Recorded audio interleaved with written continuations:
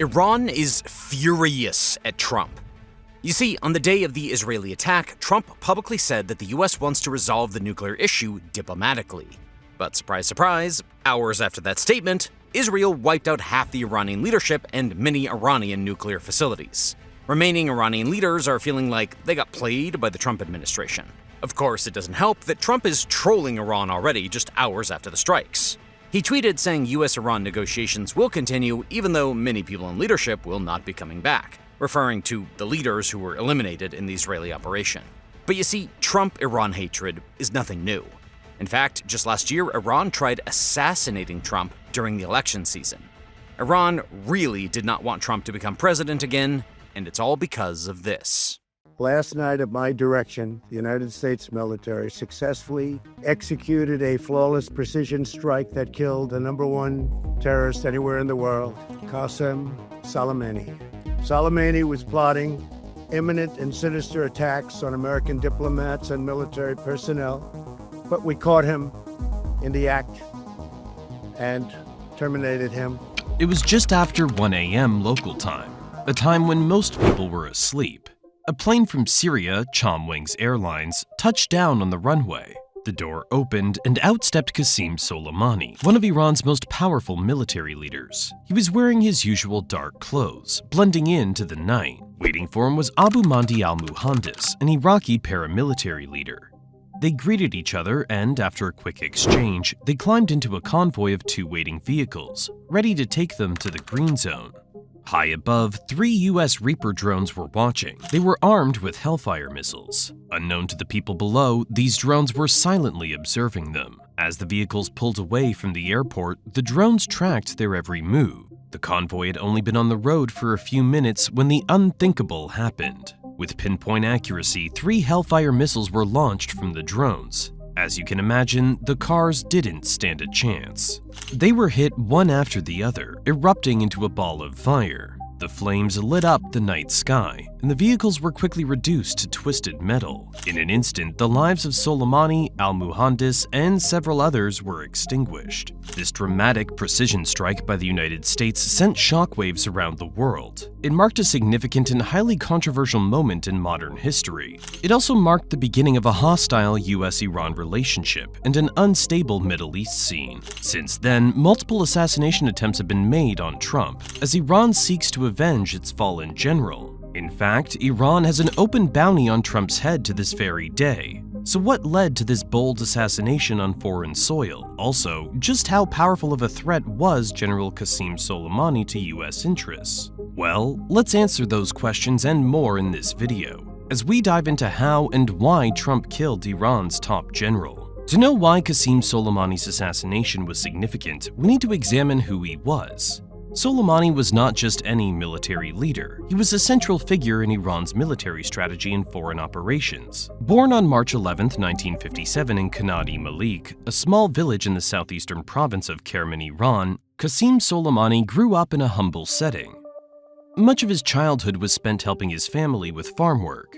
He faced many hardships in his early life. His education even ended after elementary school because of money problems. When he was just 13 years old, Soleimani left his village and moved to the city of Kerman. Here, he took on various odd jobs. This included working as a construction laborer to help pay off his father's debt. In 1979, the Islamic Revolution changed the political landscape of Iran dramatically. Now, the YouTube algorithm has a habit of restricting controversial videos.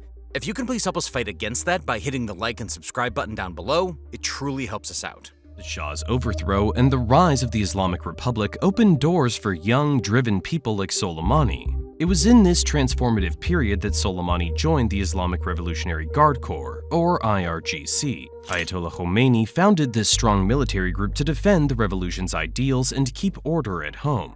As time passed, Soleimani's rise in the IRGC ranks was quick, particularly during the Iran-Iraq War. This war began in 1980 when Iraq, under the leadership of Saddam Hussein, invaded Iran. The war proved to be a defining moment for Soleimani. He quickly demonstrated his leadership skills and strategic brightness on the battlefield. As a young officer, Soleimani led his men with bravery and smart risks. This earned him respect and recognition. His reputation grew, and he rose through the ranks to become a commander of the 41st Sarala Division. This was a key unit involved in many critical operations during the war. Though the brutal 8-year conflict caused heavy losses and destruction for both sides, it helped solidify Soleimani's role in the IRGC and set the stage for his future rise. After the Iran-Iraq War ended in 1988, Soleimani continued to build his career within the IRGC. In the late 1990s, he was appointed to lead the Quds Force, the IRGC's elite unit responsible for extraterritorial operations. The Quds Force handles special operations and gathers intelligence. It also supports proxy groups that share Iran's interests in the Middle East. Under Soleimani's leadership, the Quds Force grew its influence a lot, and it became a key tool for Iran's foreign policy. Lots of women and children among those monsters are waiting for you to be rescued.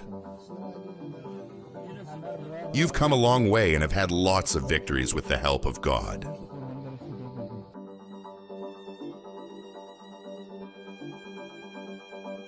Soleimani's role in the Quds Force saw him become one of the most influential figures in the Middle East. In Iraq, he played a pivotal role in shaping the post-2003 invasion landscape. As the US-led coalition toppled Saddam Hussein's regime, Iran sought to assert its influence in the region. Soleimani built ties with different Shiite militias and leaders. He gave them training, funding, and weapons.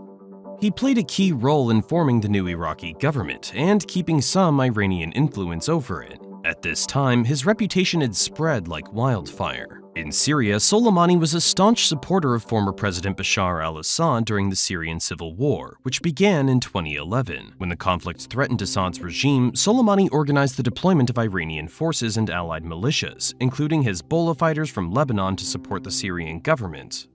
His planning and support were key in changing the war's direction for Assad. This allowed the regime to recapture key territories and maintain power. He was essentially a lifesaver for Bashar.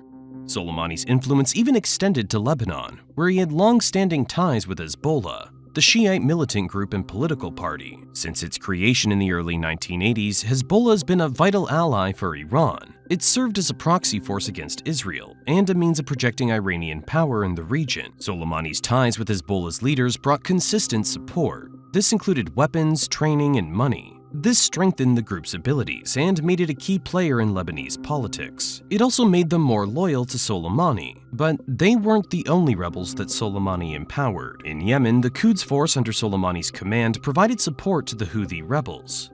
The rebels fought a civil war against the Yemeni government. They opposed a coalition led by Saudi Arabia, Iran's bitter rival. Soleimani provided the Houthis with weapons and training. He wanted to boost Iran's influence in the Arabian Peninsula. This also aimed to challenge Saudi Arabia. The conflict in Yemen became a new arena for Soleimani's strategy and skills to be tested. Unsurprisingly, he soared. Throughout his career, Soleimani's reputation as a military strategist grew. He was known for his hands-on approach to his work. He often visited front lines and coordinated operations personally. He built alliances with various groups, from state actors to non-state militias. This showed his deep understanding of regional dynamics and power structures. His key operations included supporting Hezbollah in the 2006 Lebanon war against Israel, intervening in Syria to back Assad, and maneuvering in Iraq to counter US influence in Sunni extremist groups like ISIS. What's crazy is that Soleimani's impact wasn't just in military operations.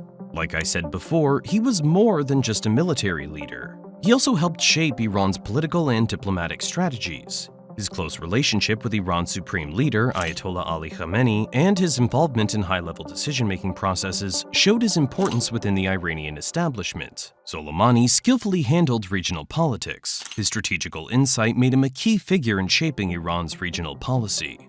Despite being well-known and loved, Soleimani kept a low profile for many years. He avoided the spotlight and public attention. It was only in the latter part of his career that his name and face became more widely recognized, both within Iran and internationally. His legendary status among supporters and the fear he inspired in his enemies showed the duality of his legacy. To his men, he was more than just a leader. He was a symbol, and the US knew that. So where did Qasem Soleimani clash with the US to inspire them to take such ruthless measures? Well, it all started with Donald Trump coming to power and making an executive decision. In 2018, the US made a significant move by withdrawing from the Joint Comprehensive Plan of Action, or JCPOA. commonly known as the Iran nuclear deal. This agreement, made in 2015, sought to limit Iran's nuclear work. In return, economic sanctions would be lifted, allowing Iran to prosper. However, President Donald Trump criticized the deal, calling it one of the worst and most one-sided transactions the U.S. had ever entered into. We have also consulted with our friends from across the Middle East. We are unified in our understanding of the threat and in our conviction that Iran must never acquire a nuclear weapon. After these consultations, it is clear to me that we cannot prevent an Iranian nuclear bomb. On May 8, 2018, Trump announced the U.S. withdrawal from the JCPOA. He cited concerns that the deal didn't adequately prevent Iran from developing nuclear weapons. He also mentioned that it failed to address Iran's ballistic missile program and its support for militant groups in the region. Following the withdrawal, the U.S. reimposed a series of tough sanctions on Iran. These targeted critical sectors of its economy, including energy, shipping, and finance. These sanctions aim to apply maximum pressure on Iran to stop its nuclear ambitions and destabilizing activities in the Middle East. The reimposition of sanctions had a severe impact on Iran's economy, leading to a significant reduction in its oil exports and causing widespread economic hardship for the Iranian people. The impact was almost immediate. As a result of the sanctions, Iran's gross domestic product, or GDP, contracted an estimated 4.8% in 2018. This graph perfectly sums up the immediate effect that the sanctions had. The unemployment rate rose sharply, as did the cost of living in Iran. Life slowly became unbearable for the average citizen. The tensions between the US and Iran escalated further in 2019, with a series of attacks and retaliations. In May and June of that year, several oil tankers were attacked in the Gulf of Oman, a strategic waterway for global oil shipments. The US blamed Iran for these attacks, accusing it of using limpet mines to damage the vessels. Iran denied the allegations, but the incidents heightened fears of a wider conflict in the region. On June 20th, 2019, the situation took a dramatic turn when Iran shot down a US surveillance drone over the Strait of Hormuz.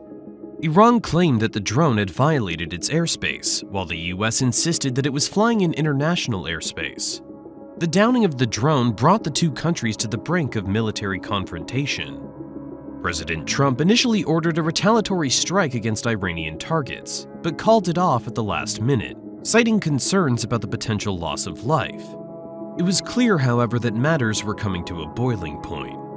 The cycle of attacks and retaliations continued into late 2019. On December 27th, a rocket attack on the K-1 airbase in Kirkuk, Iraq, killed an American civilian contractor and injured several US and Iraqi personnel. This was a breaking point. The US credited the attack to Kataib Hezbollah, an Iranian-backed militia group operating in Iraq. In response, the US conducted airstrikes on Kataib Hezbollah positions in Iraq and Syria on December 29th, killing at least 25 militia members and wounding many others. The US airstrikes triggered a violent reaction from pro-Iranian militias and their supporters. On December 31st, thousands of protesters, including members of Kataib Hezbollah, stormed the US embassy in Baghdad. They breached the outer perimeter, set fires, and vandalized property, but did not enter the main embassy compound. The siege lasted for 2 days, with US Marines and Iraqi security forces eventually dispersing the protesters. The US blamed Iran for planning the attack, further worsening the already high tensions between the two countries. These events set the stage for the dramatic escalation that would follow in early 2020.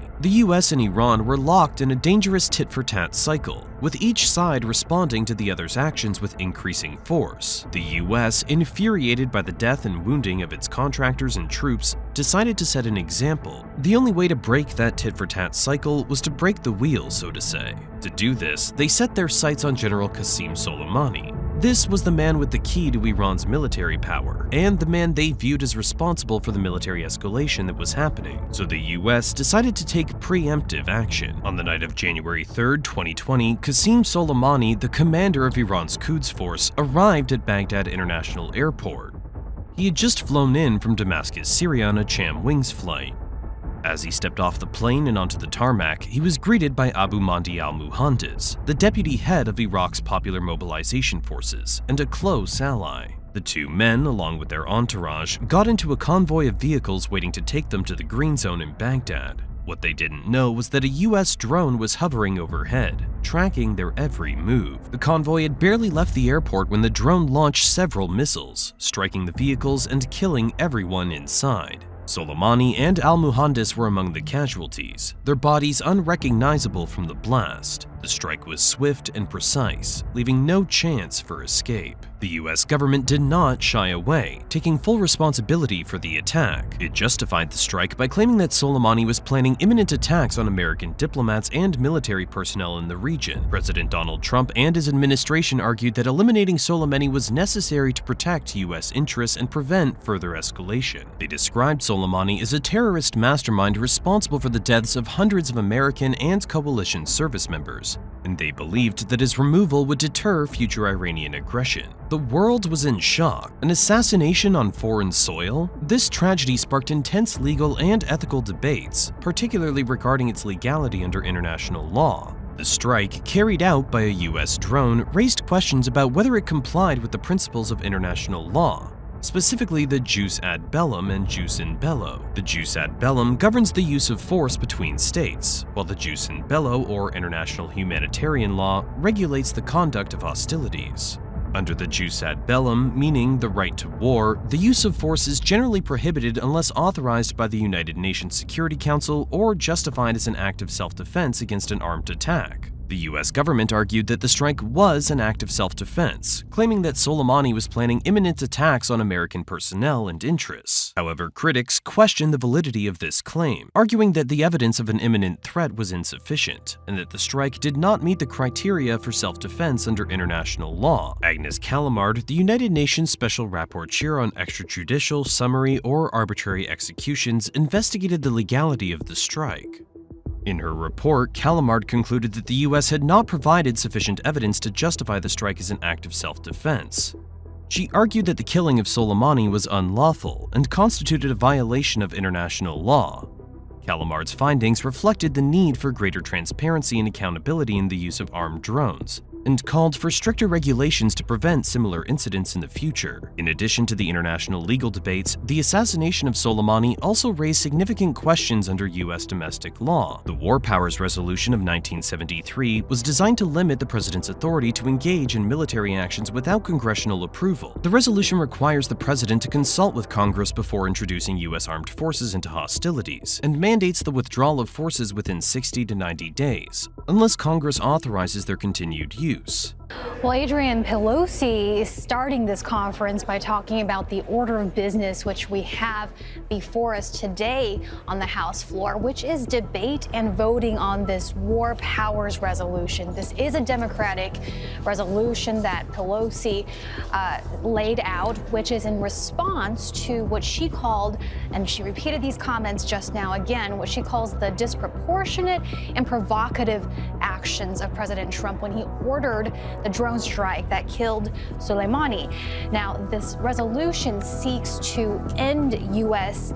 military hostilities toward Iran within 30 days unless Trump goes back to Congress and receives congressional approval. The Trump administration's decision to carry out the strike without prior consultation with Congress led to a heated debate over whether the action constituted an act of war requiring congressional approval. Supporters of the strike argued that the president has the authority to act in self-defense and protect American lives under Article 2 of the Constitution. They contended that the strike was a necessary and proportionate response to an imminent threat and did not require congressional authorization. Opponents, however, argued that the strike represented a significant escalation in hostilities with Iran and should have been subject to congressional oversight. They contended that the War Powers Resolution was designed to prevent unilateral military actions by the executive branch and ensure that decisions to use force are made with the collective judgment of both Congress and the president. Critics also raised concerns about the potential for further escalation and the risk of entangling the US in a broader conflict with Iran. Even among the international community, the reaction to Soleimani's assassination was mixed. US allies such as Israel and Saudi Arabia expressed support for the strike,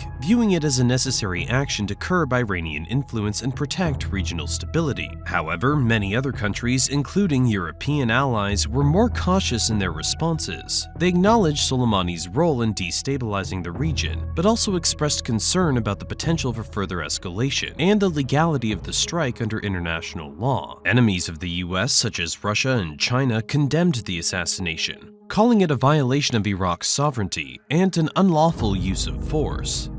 They warned that the strike could lead to a dangerous escalation of tensions in the Middle East and urged both sides to exercise restraint. Back in Iran, it was pure chaos. Iran's reaction to the assassination was immediate and fierce. Supreme Leader Ayatollah Ali Khamenei declared 3 days of mourning and vowed to take harsh revenge against the US. The Supreme Leader even mourned openly, a deep departure from his usual reserved pose. This indicated the personal nature of Soleimani's loss. Iran's then president Hassan Rouhani also promised that Iran would retaliate for the killing of their top general. The then foreign minister Mohammad Javad Zarif condemned the strike as an act of state terrorism and a dangerous escalation, warning that it would have severe consequences for the region. Even the general public let their voices be heard. The assassination of Qasem Soleimani triggered a wave of protests all across Iran. Millions of people took to the streets, mourning the loss of their top general and demanding revenge against the US. Just take a look at this one scene shot from a helicopter. The atmosphere was charged with anger and grief, as Soleimani was seen as a national hero who had played a crucial role in defending Iran's interests in the region. He was a lionized figure who embodied Iran's lethal reach in the face of crushing US pressure. The assassination essentially made him a martyr to the people.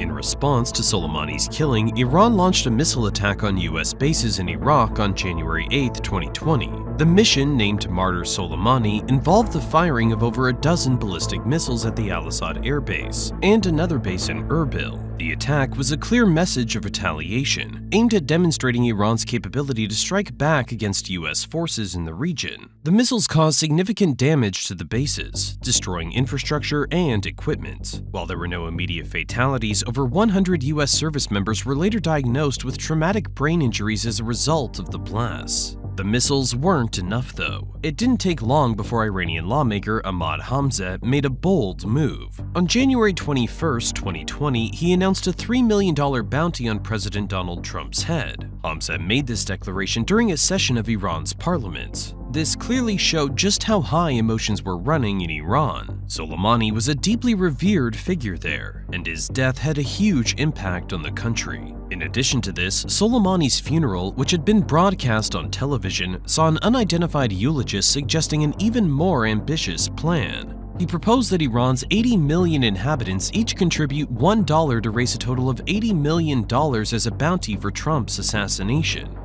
This proposal was met with a lot of support from the crowd, reflecting the anger and desire for retribution that many Iranians felt. However, it's important to note that this idea didn't have official backing from the Iranian government. These announcements were just a part of the broader wave of anger and calls for revenge that swept through Iran following Soleimani's death. The country was in a state of mourning and outrage, and these bounties highlighted the depth of the hatred toward Trump and the United States. To this day, this animosity has not gone away. Just to explain how solid this hatred still is, let's take a quick detour from our timeline and jump to 2024. Last year, several attempts were made on Trump's life. In July 2024, during a campaign rally in Butler, Pennsylvania, Trump was shot in the ear by a sniper. The assailant, Thomas Crooks, was killed by Secret Service agents on the scene. Though his relations with Iran were questionable, this next assassination attempt was much clearer. Just 2 months later, in September 2024, another attempt was made on Trump's life at his golf club in West Palm Beach, Florida. The suspect, Ryan Ruth, was found with multiple cell phones and foreign apps, raising suspicions of international involvement. These attempts heightened the already tense atmosphere, with Trump demanding full disclosure from the Secret Service about the incidents. Perhaps the most blatant and clearest attempt was also in 2024 when Iran hired an agent to assassinate Trump. This high-stakes task was given to Farhad Shakiri, an Afghan national who had immigrated to the US as a child. Shakiri wasn't just any operative. He was believed to be working for Iran's Revolutionary Guard, an elite branch known for its covert operations. His mission was clear: assassinate Trump within 7 days. If he couldn't manage that, he was to hold off until after the 2024 presidential election, assuming Trump might lose and become an easier target. We all know how that turned out, don't we? Shaqiri had a network of seasoned criminals, skilled in surveillance and murder for hire. These folks had connections in various countries and were experts at evading law enforcement. The plot was complex, requiring thorough planning. Shaqiri and his team conducted extensive surveillance on Trump, studying his movements and the security around him. They were on the lookout for any vulnerability they could exploit. The clock was ticking. With just 7 days to get close to Trump and execute the plan, the pressure was immense. Every moment was a race against time. They had to move quickly, but also needed a foolproof plan. Unfortunately for them, US authorities were not idle. Federal agents and intelligence agencies were on high alert, monitoring every potential threat from Iran. They had been particularly vigilant since Soleimani's death, and were especially cautious about any threats to Trump. Through a mix of intelligence gathering, surveillance, and swift action, they managed to uncover and disrupt the plot before it could be carried out. The exact details of how they stopped the assassination plan remain somewhat of a mystery, but it was clearly a coordinated effort involving multiple agencies. They likely used a combination of human intelligence, like informants and undercover agents, and technical surveillance, such as phone taps and electronic monitoring, to track Shaqiri and his associates. When the time was right, they moved in to neutralize the threat, averting a potential disaster. US authorities also kept tabs on Shaqiri's network of associates, including his involvement with 2 men, Carlisle Rivera and Jonathan Lodeholt in New York City. These individuals were providing logistical support and aiding in the surveillance of Trump. Once the plot was identified, US authorities took action against Rivera and Lodeholt, arresting them both in November 2024. Their arrests were a significant victory, disrupting the assassination plot and removing key players from the operation. However, despite these arrests, Shaqiri managed to escape capture. Authorities couldn't find him at the time, and it's believed he fled to Iran, seeking refuge and protection from the same organization that directed his mission. This shows how determined Iran is. Years down the road, they're still as determined to get revenge. Okay, let's come back to our timeline in 2019. President Trump was unfazed by the Iranian missiles at US bases. He even tweeted this, almost as if to mock Iran. President Trump will go on to talk about the need for restraint and de-escalation.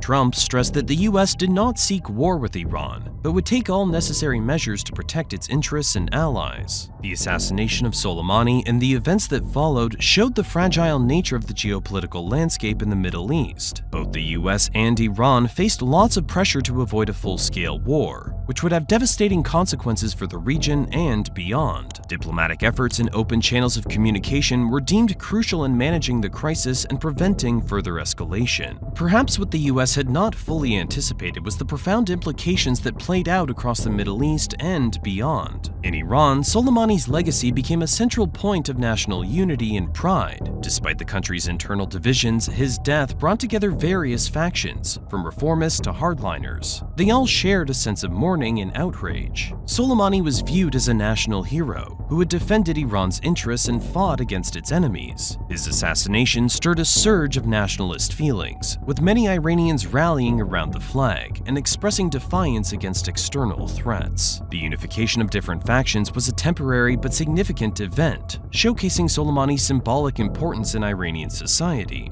However, it also paved the way for the rise of hardliner influence within Iran's political landscape. The sense of victimization and the call for revenge strengthened hardline elements who pushed for a more aggressive stance against the United States and its allies. This shift had long-term implications for Iran's domestic and foreign policies. It reduced the chances for diplomacy and increased the likelihood of war and terror. In Iraq, the impact of Soleimani's assassination was equally profound. The Iraqi parliament passed a resolution calling for the withdrawal of all foreign troops from the country, a move that showed the deepening anti-American sentiment among Iraqi political leaders and the public. The presence of foreign troops had long been a troublesome issue in Iraq, and the killing of Soleimani along with Abu Mahdi al-Muhandis further worsened these feelings. Many Iraqis viewed the strike as a violation of their sovereignty and an unacceptable escalation of foreign intervention in their country. The Iranian-backed militias saw the parliament's resolution as an opportunity to push their own agenda. They started to flex their muscles, putting pressure on the Iraqi government to follow through on the resolution. This forced the Iraqi government to make a difficult choice, to side with the militias or with the United States. Meanwhile, the US military was facing growing hostility from the Iraqi public. Its presence was no longer welcome, making it harder to carry out its mission against extremist groups like ISIS. That opened a different can of worms, one we'll talk about in another video. Regionally and globally, the assassination of Soleimani had far-reaching consequences. The strike raised worries about proxy conflicts turning into direct confrontations. Iran had for years spread its influence in the Middle East by supporting proxy groups. These included Hezbollah in Lebanon, militias in Iraq, and the Houthis in Yemen. Killing Soleimani, a major organizer of these alliances, risked retaliation. This retaliation would be taken out on US interests and allies in the region. The broader consequences of the assassination also extended to the Joint Comprehensive Plan of Action and non-proliferation efforts. The US withdrawal from the JCPOA in 2018 had already strained relations with Iran. Now, the assassination of Soleimani further undermined any remaining prospects for diplomatic engagement. Iran's response to the assassination included steps to reduce its compliance with the JCPOA, resuming uranium enrichment activities and moving closer to the potential development of nuclear weapons. This worsened the situation, creating no hope of return. The erosion of the JCPOA and the potential for a nuclear-armed Iran had significant consequences for global non-proliferation efforts. The assassination of Soleimani showed the challenges of maintaining and enforcing non-proliferation agreements in an environment of escalating tensions and mutual distrust. YouTube just dropped a mind-boggling announcement. It is paying creators $64 million per day. Why? Well, because YouTube doesn't have enough creators. That is why you see videos on your homepage that have less than 1,000 views, like this one. Now, of course, that doesn't mean everyone should start a channel, but if you have ever wondered about starting a YouTube channel, or a faceless YouTube channel like this one, well, now's the perfect time. YouTube is paying creators millions every day, and it's pushing newer, smaller channels now more than ever. But I'm sure many of you have questions on how to get started and how to grow a channel. We get questions in our email all the time from some of you guys. So that's why we've decided to put all of our YouTube advice into one training bootcamp for the low price of completely free. So if you're someone interested in starting your own YouTube channel, you can sign up for this bootcamp by clicking on the link in the description or on the screen. Sign up now because, unfortunately, unlike YouTube videos, the bootcamp is like a Zoom call, so it's limited to just 100 people. Okay, let's get back to the video.